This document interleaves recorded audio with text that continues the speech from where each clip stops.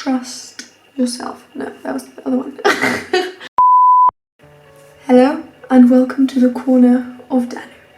Today's setting is a bit strange. I'm in a corner with a radiator and a grey wall, as you may see. The lighting kind of sucks, but this is a bit of an improvised setting, and I just wanted to make this video. I just really want to make this video, and right now is when I feel the most inspired. Today I'm making another video about one of the colourful keys to happiness, and today's key is blue.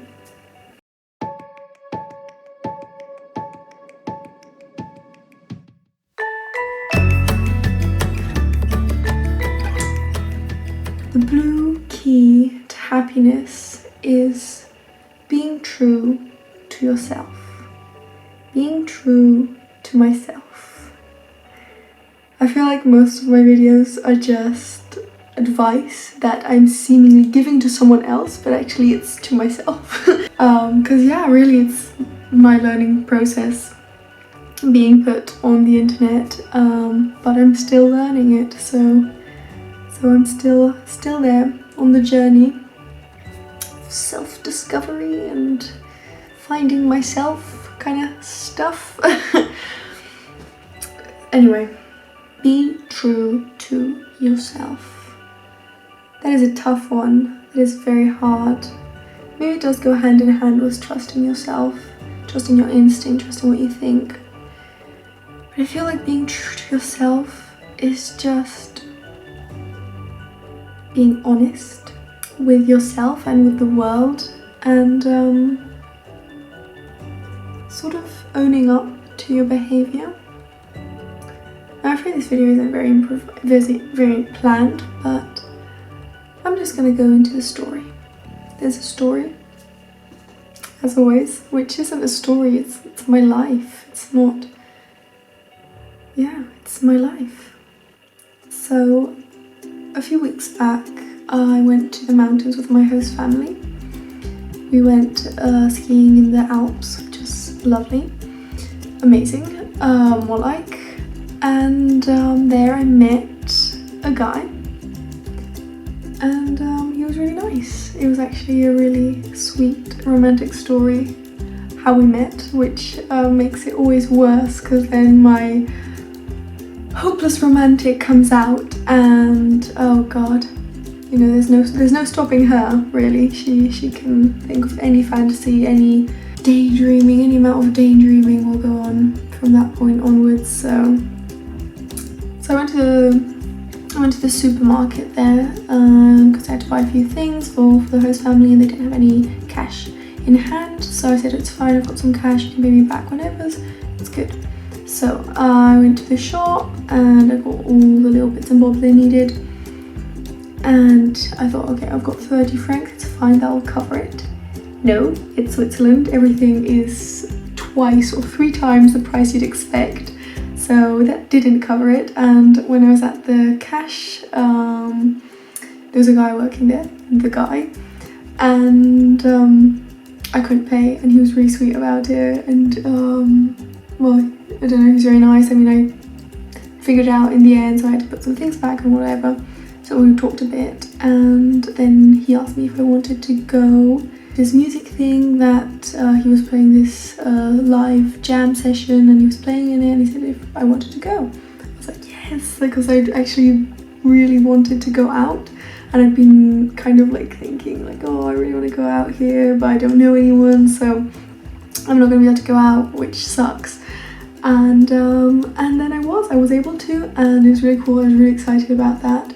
So I went there, and I was really nervous about that as well, because it was my first time ever going out by myself, because truly I didn't know him at all. I'd met him for 5 minutes, so I was going out to a bar by myself.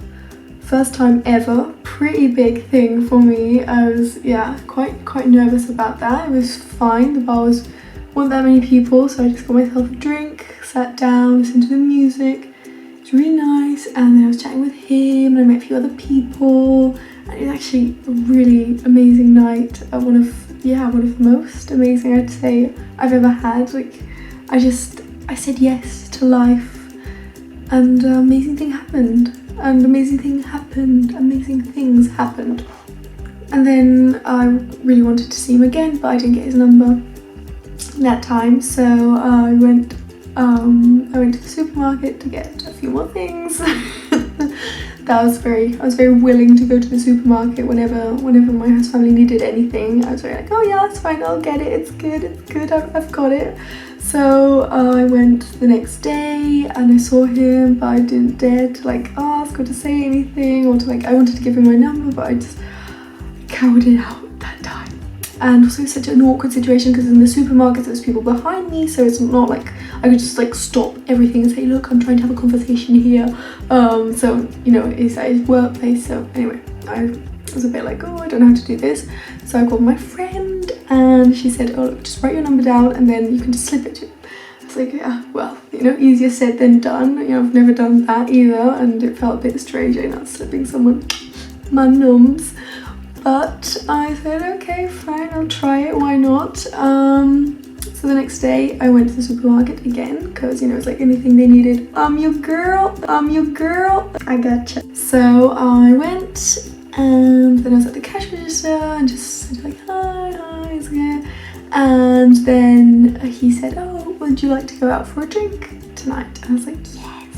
And then I was like, what time do you finish? He said, oh, around this time. I said, well, I'll just give you my number, so don't worry about it. Just tell me. So I wasn't very smooth about it, but I did it.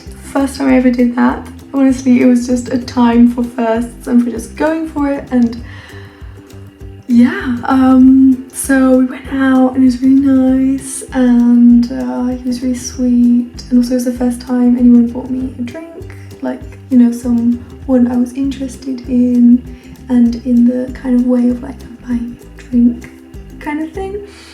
I don't know if that makes sense, but you know, it was also my first drink bought by someone I was interested in. And it was nice. It was really nice. So then I was leaving, and the next day he was having some friends over, so we couldn't meet up. And actually he was having some friends over and his long distance girlfriend, with whom they were in an open relationship. Should have probably mentioned that. That's quite an important factor of the story. It didn't bother me at the time because I just thought, you know, it's alright, it's an open relationship, but he seemed eager and willing, so I figured, you know, it can't be that serious. The day I was leaving, I said, hey, do you want to meet up for your lunch break? Because he was working all day and he didn't have much time to meet up, so I thought, well, you know, might as well try because I'm leaving and I might never see him.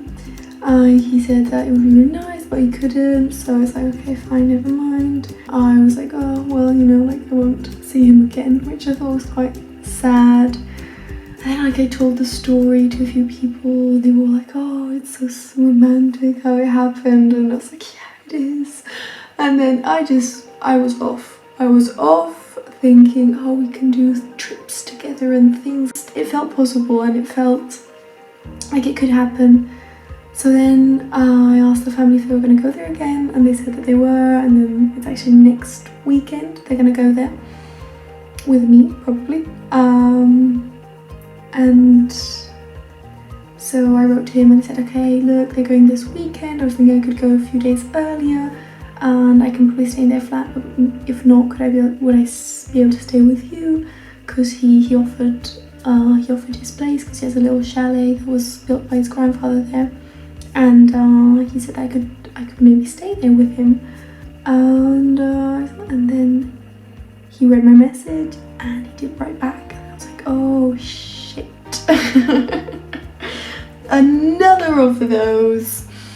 My first reaction was anger, and then I realized I wasn't angry because he didn't answer my message.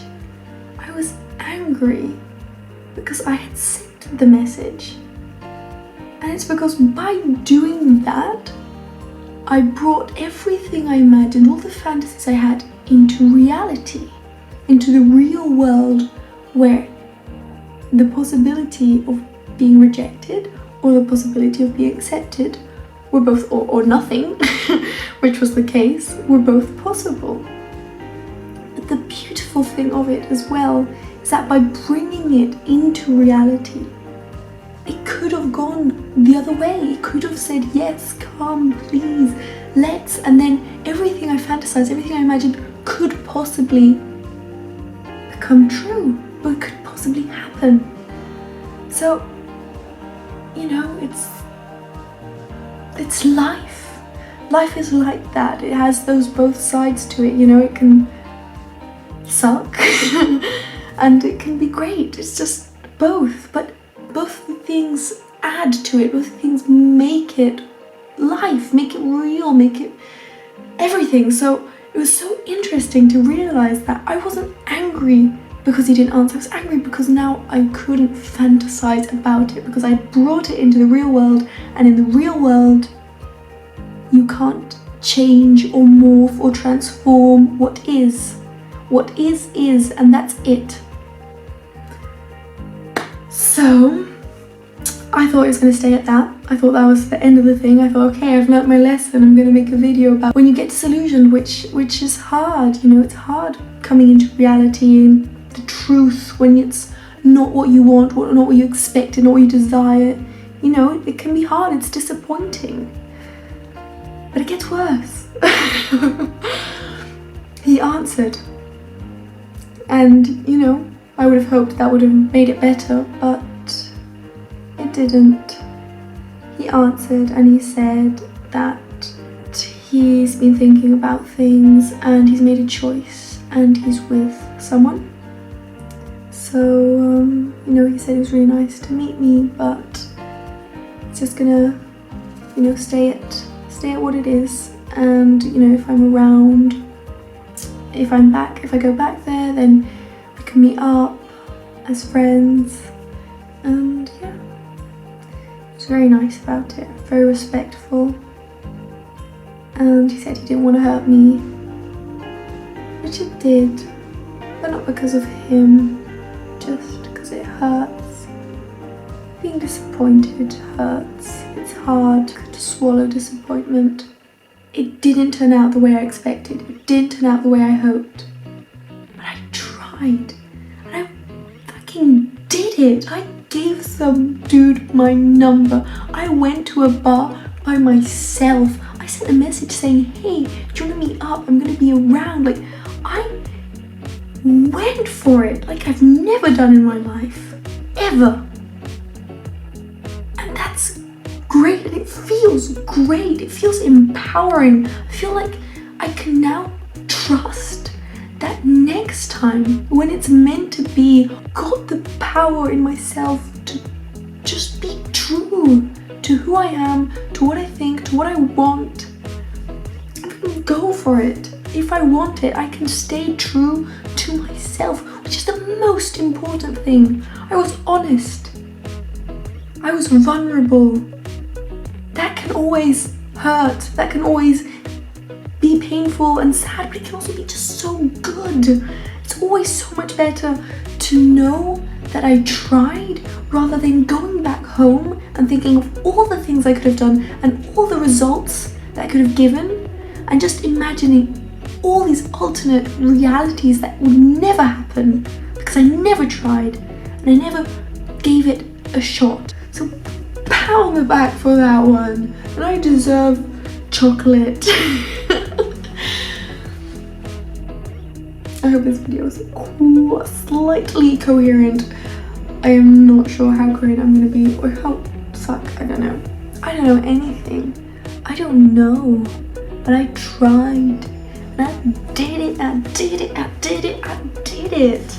And I could have not done anything, which is most of the times what I've done. Most of my life, that is what I've done. Not that I've lived that long, but you know, for me it's long. For me it's long enough, you know. For me it's all my life. That's pretty long.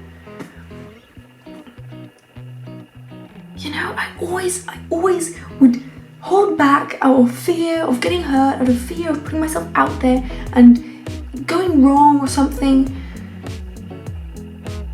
And I didn't. And then I'd always regret it, and I'd always think, oh, I could have done this in that situation, I could have done that, I could have been honest. And then, you know, who knows what would have happened. If I had been honest, what would have happened? Because honesty always leads to the way it's meant to be. If you're true to yourself, if you're honest, it's always gonna go the right way. Because if it isn't meant to be, it's not gonna be. And if it's meant to be, it's gonna be. I just want to clarify what I'm trying to say here. And it's that by being true to myself, I was ensuring that everything fell in its right place, because there was nothing I could have done differently to change the end result unless I changed myself, which obviously isn't the best option. So yeah, just being a bit clear on a few points because it might be a bit confusing and repetitive. Sorry. Because you're honest and true. So just do it. Go for it. It may suck. It may hurt. And it's still gonna be good. It's still gonna be amazing. Just focus. Just always be proud of yourself when you do something, when you're true to yourself. Even if it hurts, even if it sucks, even if it's disappointing. Be proud. Because it's so hard. It's so hard in life to be true. It's so hard in life to be honest. When you're able to do it, appreciate yourself. Appreciate yourself. Get that appreciation.